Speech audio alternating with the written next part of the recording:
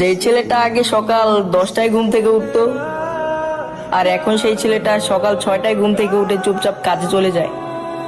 মায়ের সাথে খাবার নিয়ে ঝামেলা করা ছেলেটাও আজ সামনে যাই পায় তাই চুপচাপ খেয়ে নেয়।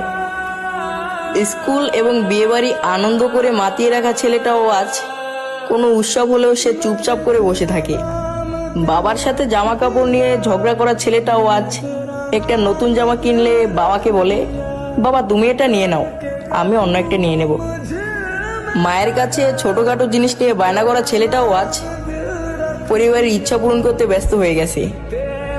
হ্যাঁ, আমরাই ছেলে মানুষ, আমাদের জীবনটা এরকমই হয়। শালার আমাদের ফিলিংসটা কেউ বোঝেই না।